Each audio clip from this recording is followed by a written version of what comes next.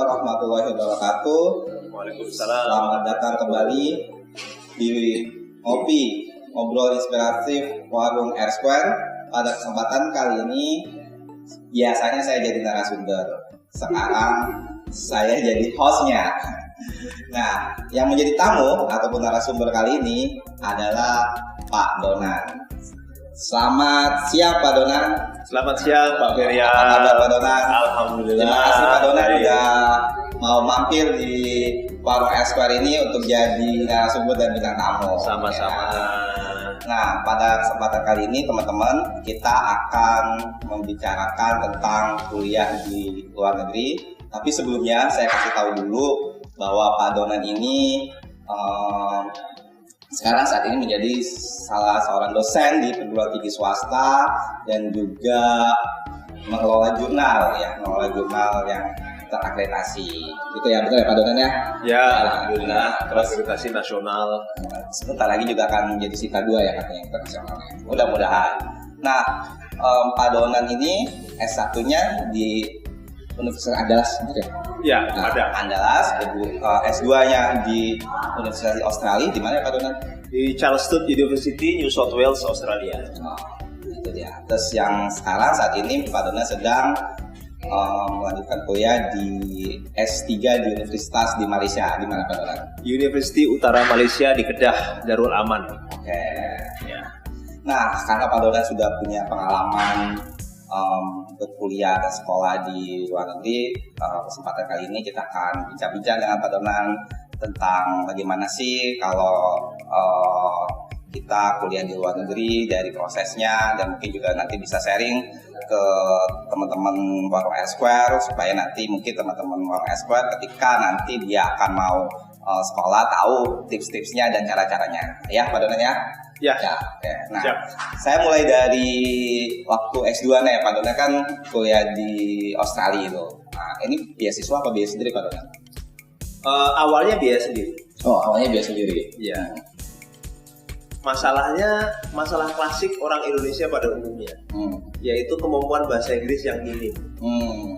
Kalau secara kemampuan akademis, jujur orang Indonesia ya, kita ya, ini nggak kalah sama orang-orang dari negara lain.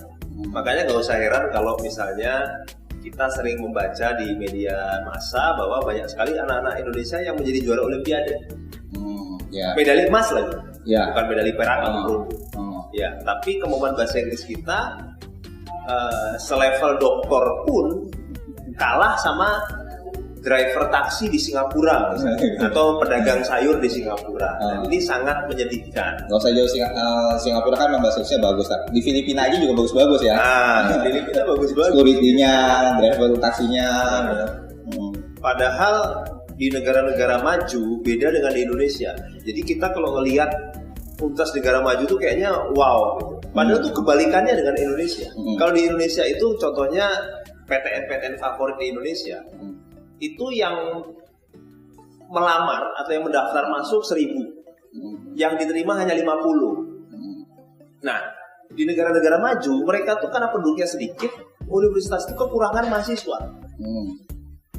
Kadang-kadang yang diterima 100, yang daftar hanya 80. Oh, malah lebih kecil ya? Betul, lebih kecil.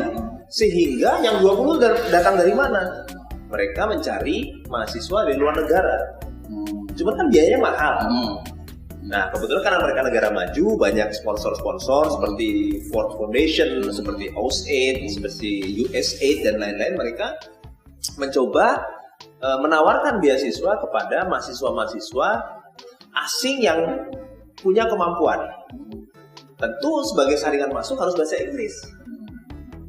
Soalnya kan bahasa pengantarnya bahasa Inggris. Ya, kalau di Australia, Malaysia pakai bahasa Inggris. Nah, kalau di negara Jepang ya pakai Jepang, dan kalau Jerman pakai bahasa Jerman kan begitu. Nah, ini yang lemah orang Indonesia. Walaupun kayak di Jepang ataupun di Jerman, kelas internasionalnya tetap pakai bahasa Inggris. Ya, mereka ada yang kelas internasional. Ada yang kelas internasional. Nah, waktu Pak Donan di Australia itu ngambil jurusan apa Pak? Saya mengambil Master of Business Administration, konsentrasi internasional bisnis. Oh, internasional bisnis. Okay. Nah, Tadi kan awalnya biaya sendiri tuh. Iya. Nah itu sampai berapa semester kemudian baru dapat beasiswa? Nah ini apesnya orang Indonesia. Saya ini matrikulasi bahasa Inggris itu sampai 3 bulan. Oh. Tepatnya 10 minggu. 1 minggu orientasi dan 10 minggunya bahasa Inggris. Ini benar-benar buang-buang waktu. Jadi saya baru bisa masuk pada semester kedua, itu saya baru semester 1. Sementara teman-teman dari negara lain itu semester 1 saya masih belajar bahasa Inggris. Kemudian ketika bahasa Inggris saya sudah lulus, saya melamar beasiswa di sana. Nah, beasiswa itu ada macam-macam. Ada yang full, ada yang part. Nah, yang part itu bukan berarti kita cuma dibayar separuh, enggak. Kita dibayar full uang sekolahnya, tapi kita suruh kerja jadi asisten dosen atau asisten lab. Tapi nggak dibayar. Nggak dibayar. Ya, nggak dibayar. Tapi nggak masalah. Nggak masalah. Karena itu apa istilahnya kompensasinya ada pada uang kuliah. Di Malaysia juga sama. Banyak sekali orang-orang Indonesia atau orang-orang di negara-negara lain yang menjadi asisten dosen, asisten lab. Setelah mereka tamat, mereka jadi kepala lab dan jadi dosen. Dosen di kampusnya itu. Di kampusnya. Iya. Jadi seperti itulah kira-kira. Nah, prosesnya Pak Donald dari awal pertama kita apply itu syarat utamanya apa Pak Donald? Yang pertama sekali tentunya adalah TOEFL. Atau IELTS. Minimal institusional. Minimal institusional. Institusional itu boleh dipakai di satu institusi atau beberapa institusi yang menerima. Tapi kalau kita ikut TOEFL atau IELTS yang internasional, kita bisa pakai itu di mana saja. Apakah bekerja, apakah kita kuliah. Itu bedanya. Harganya juga beda pasti. Berapa tuh? Kalau institusional masa itu 25 US. Kalau enggak, bukan intinya. Skornya. Oh, skornya. Kalau universitas yang reputable, yang berkelas dunia seperti Harvard, California Berkeley di Amerika Serikat biasanya minta TOEFL itu 600 atau IELTS itu 7. Tapi kalau yang top 50 atau top 100 itu 550 untuk TOEFL dan 6,5 untuk IELTS dengan nilai rata-rata minimal 6. Jadi nggak boleh ada yang di bawah 6. Gitu. Ya, jadi itu ya teman-teman, syarat utamanya pertama yang harus teman-teman kuasai adalah bahasa Inggris. Yang dari mulai dari sekarang makanya teman-teman harus menguasai bahasa Inggris dengan baik ya, sampai lulus TOEFL maupun IELTS-nya. Nah, habis itu setelah bahasa Inggris, oke lah bahasa Inggris terpenuhi gitu ya. Kelanjutannya apa Pak Donald yang diperlukan? Nah, selanjutnya itu tiap-tiap universitas beda-beda ya. Tapi saya ambil kesimpulan saja bahwa rata-rata mereka minta semacam karangan. Jadi apa yang menjadi tujuan kita kuliah di sana dan seterusnya. Beberapa universitas mereka melakukan tes, terutama di Jerman. Dan universitas-universitas yang top di negara-negara maju biasanya mereka minta tes. Ya. Tesnya biasa lah. Tergantung tujuannya kita kemana. Kalau kita mau ngambil desain ya disuruh gambar. Waktu ke Australia? Kalau waktu di Australia, waktu itu saya disuruh bikin paper tentang international business. Kemudian tes TOEFL, kemudian tes kesehatan, termasuk drugs, bebas narkoba. Dan kalau sekarang ada lagi tidak terlibat radikalisme. Oh gitu. Ternyata juga ya. Nah itu apply-nya waktu masih di Indonesia berarti ya? Waktu masih di Indonesia. Masih di Indonesia itu dipersiapkan, terus kita submit mungkin di webnya ya? Atau ada? Kalau zaman dulu belum ada web, tapi kalau sekarang zaman dulu saya apply langsung ke Kedutaan Besar Australia. Di bagian pendidikan. Atas pendidikan ya? Ya, bagian pendidikan. Kan udah tuh bahasa Inggris, kemudian persyaratan administrasinya dilengkapi, kemudian kita apply gitu ya. Berarti nanti nunggu panggilan gitu ya Pak Donald? Tunggu panggilan. Tunggu panggilan dari kampus yang bersangkutan. Diterima atau enggak gitu ya, atau tidak. Nah, selanjutnya bagaimana pengurusan visanya gitu? Nah, hampir semua kampus sama ya. Panggilan itu namanya letter of acceptance. Untuk kampus negara asing itu kita minimal mendaftar tuh 6 bulan sebelumnya. 6 bulan sebelumnya. Aman setahun sebelumnya. Oh ya? Iya. Jadi 1 tahun sebelumnya kita harus sudah apply gitu. Iya betul, karena proses visa itu rata-rata sama antara 2-3 bulan.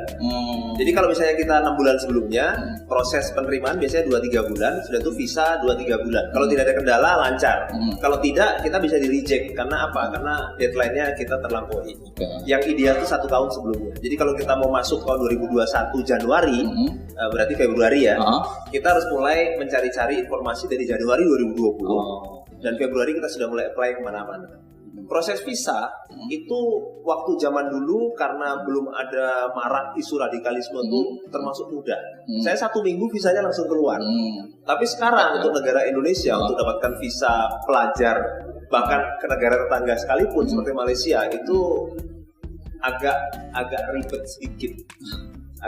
sedikit. Walaupun kalau kita tidak ada masalah, nggak ada masalah sih.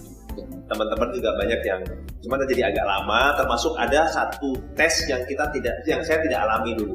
Kalau teman-teman sekarang tuh ada tes interview. Ada tes interview. Sebenarnya gini, waktu itu ada kawan saya dari Kementerian Luar Negeri yang diterima belajar di sebuah perguruan tinggi di Amerika Serikat.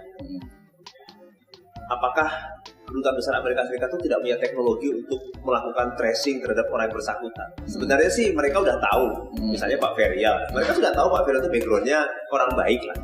Tapi mereka hanya konfirmasi saja. Sebenarnya mereka tuh scanning kita. Nah, Pak Donan waktu kuliah di Australia ataupun di Malaysia ini, itu perguruan tingginya swasta atau negeri ya? Kalau di Australia dari 36 universitas itu semuanya negeri, kecuali 1 yang swasta, yaitu Bond University, itu punya Jepang. Kalau sekarang katanya ada 1 lagi yang swasta. Jadi Australia itu pendidikannya sangat ketat dan jaminan mutunya luar biasa. Jadi hampir semua perguruan tinggi itu punya PTN ya? Di dunia negara ya? Iya, 35 atau 36 universitas itu PTN semua. Iya. Jadi nggak yang swastanya. Yang Bond University tahu saya itu yang punya Jepang itu. Jepang dengan Australia. Kalau di Malaysia? Kalau di Malaysia juga negeri. Negeri juga.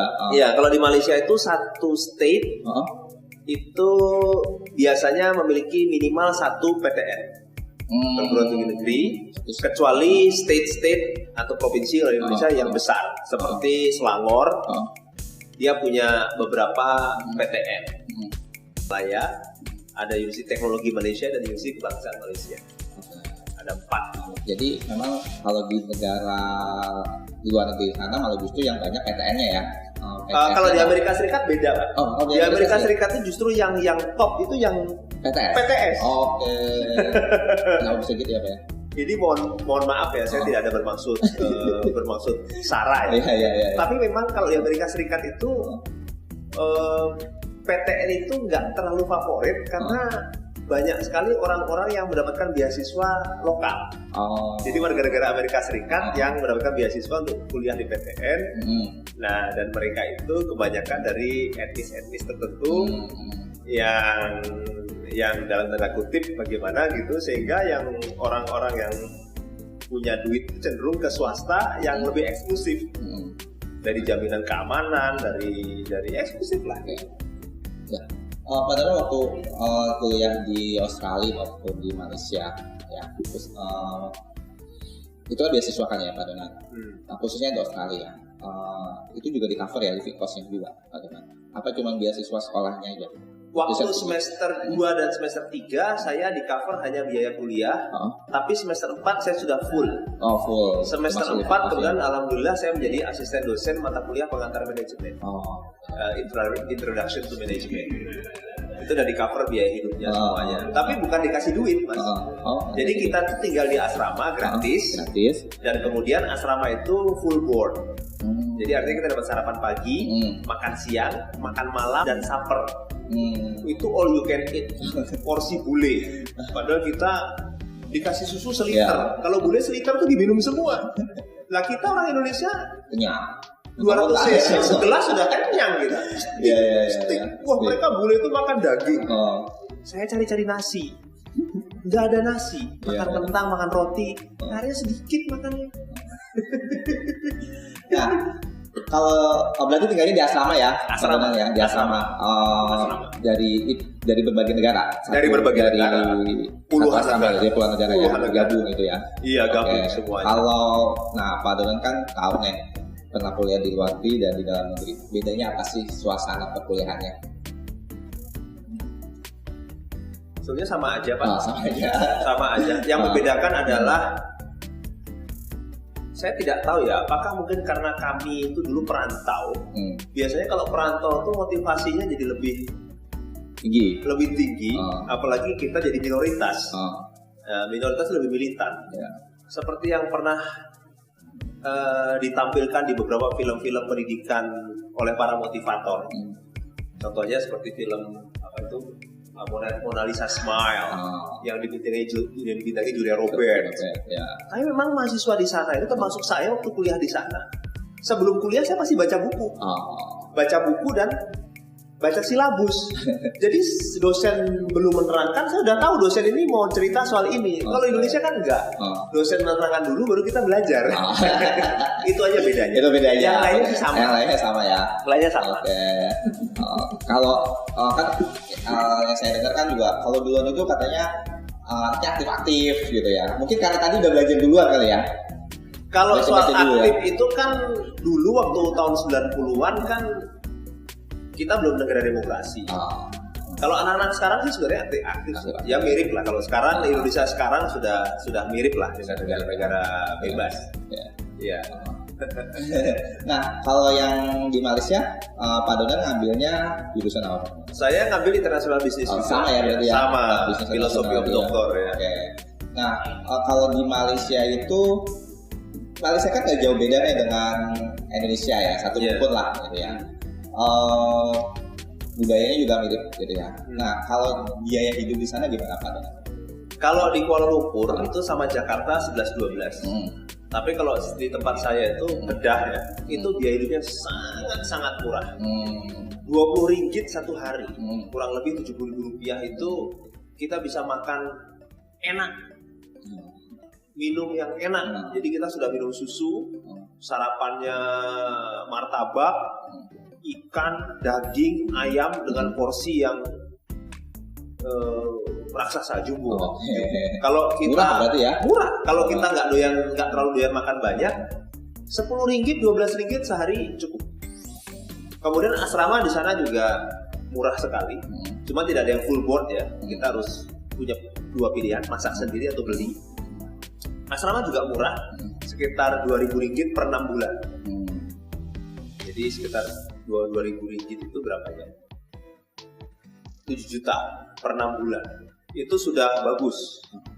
Jadi kalau di Malaysia itu kalaupun kita biaya sendiri juga harusnya terjangkau ya Pak Donan? Kalau untuk universitas yang ada di daerah-daerah, bukan di tengah kota metropolitan seperti Kuala Lumpur atau Johor, itu malah lebih murah daripada perguruan tinggi negeri atau perguruan tinggi swasta di Indonesia yang kata orang tuntas mahal. Enggak, ini maksudnya biaya sekolahnya? Semuanya. Oh, biaya semuanya. Biaya hidup. Oke. Asal jangan sering-sering pulang ke Indonesia ya. Ya, jadi biayanya itu lebih murah gitu ya. Kalau saya bilang jauh lebih murah. Jauh lebih murah dibandingkan sekolah atau kuliah di perguruan tinggi di Indonesia. Oke. Nah, di Malaysia itu kan yang saya tahu kualitasnya juga internasional ya. Iya. Ada yang hampir mungkin semuanya kali ya benar. Apa ada yang internasional? Kalau yang top 5-nya itu boleh dikatakan levelnya sudah di atas perguruan tinggi negeri top di Indonesia. Bahkan University of Malaya itu pernah di dunia. Walaupun sekarang terlempar lagi ya. Tapi pernah. Sementara PTN top di Indonesia aja masih level 300-an. 300-an ya, 300 sekian, yang 250 gitu. Padahal mereka belajar dari kita gitu. Nah, kalau iklan rokok tanya kenapa gitu. Jadi bisa kalau kita mau sekolah internasional mungkin yang harganya terjangkau, Malaysia bisa menjadi salah satu alternatif ya Pak Donan ya. Malaysia dari sisi biaya dan kualitas. Kalau alternatif lain tapi mungkin ada kendala non teknis yaitu di Tiongkok. Oh, di Cina. Ya, di Tiongkok itu juga murah ya, biaya hidup juga murah, asal jangan di kota besar ya. Kualitasnya juga kelas dunia, tapi barangkali tiket pesawat ke sana lebih mahal, plus adaptasi lingkungannya juga lebih sulit ketimbang kalau kita di Malaysia. Dan juga bahasanya kan, bahasanya juga harus bisa menguasai sana, makanan dan lain-lain. Oke. Nah, kalau di Malaysia itu kan yang terkenal kan bisnis syariahnya ya, perbankan syariahnya ya yang terkenal ya, betul. Seperti itu. Nah, kenapa Pak Donat tetap mau di bisnis internasional tidak ke syariah? Oh, simple.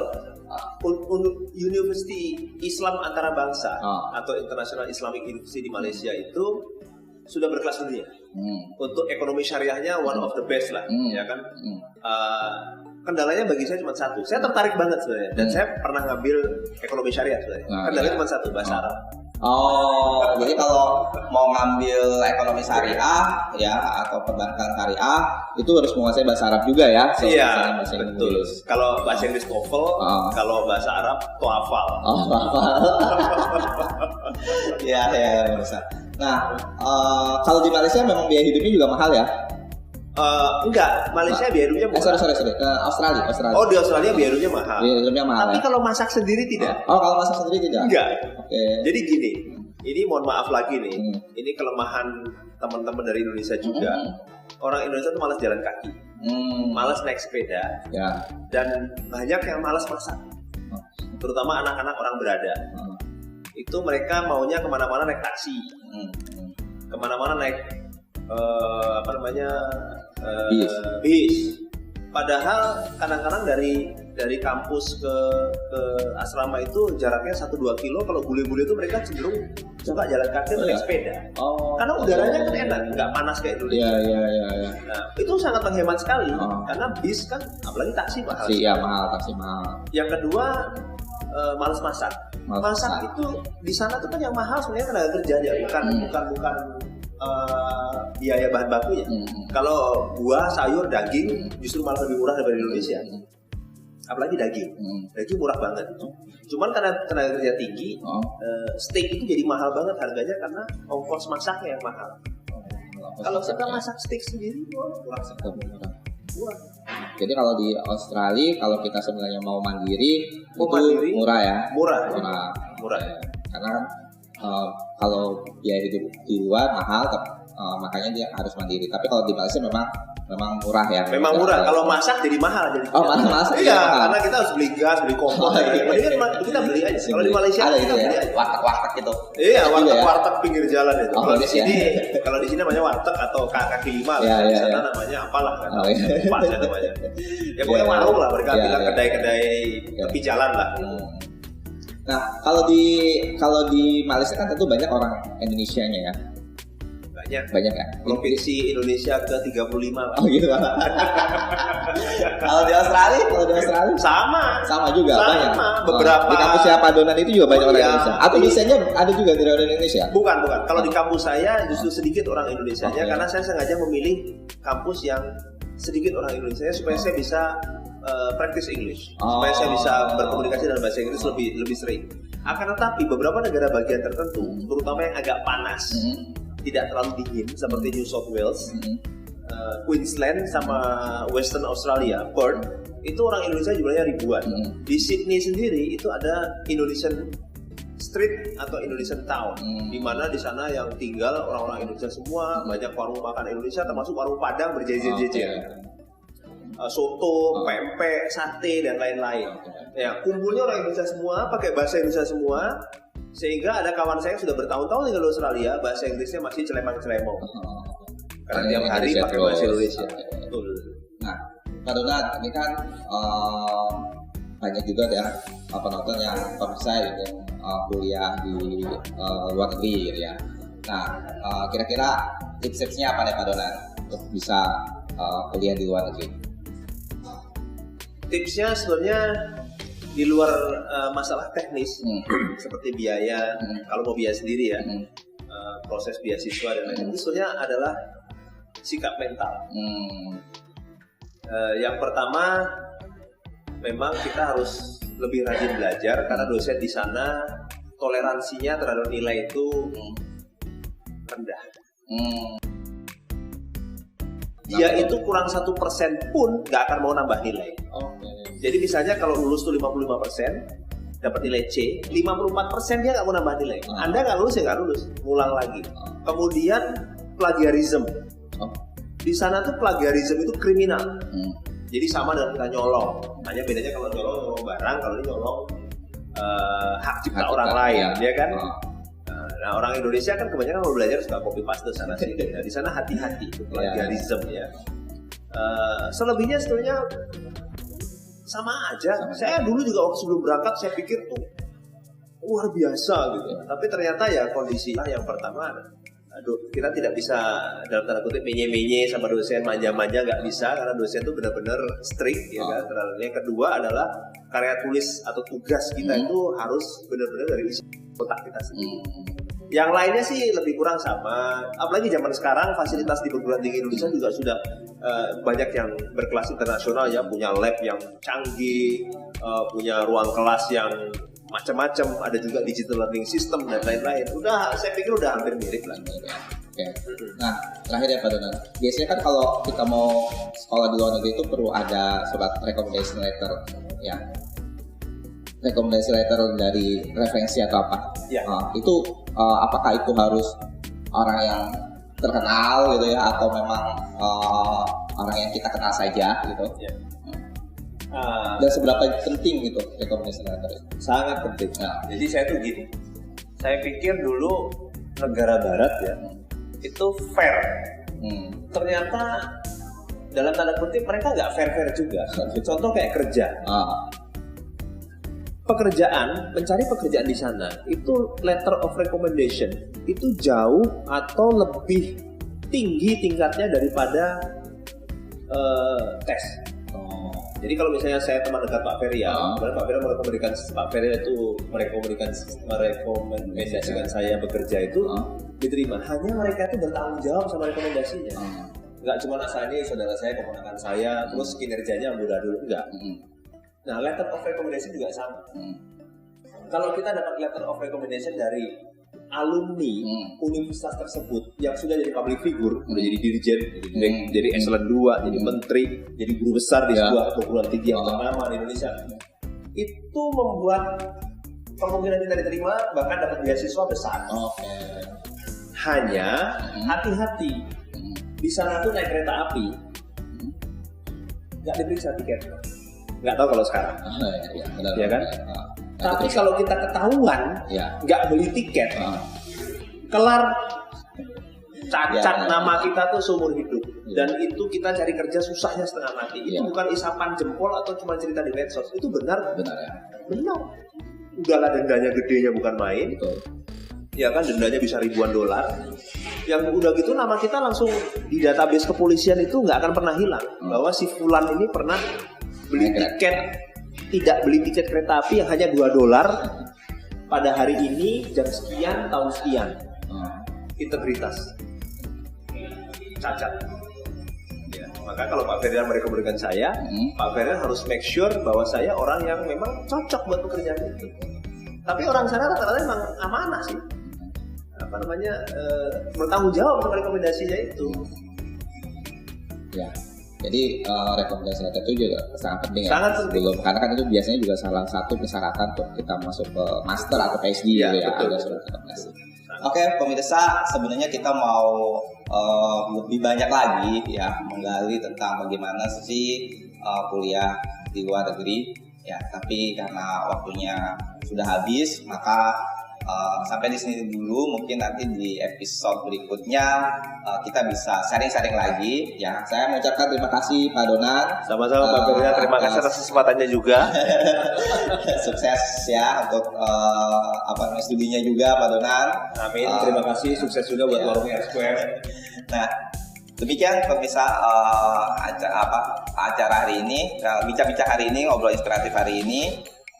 Jangan lupa like dan subscribe di Warung R-Square, dan juga kalau mau datang bisa datang ke Warung R-Square di Medlan Cibitung di Ruko Nagoya 1. Nanti kita bisa sharing-sharing lagi yang lainnya. sampai di sini dulu. Terima kasih. Wassalamualaikum warahmatullahi wabarakatuh. Waalaikumsalam warahmatullahi wabarakatuh.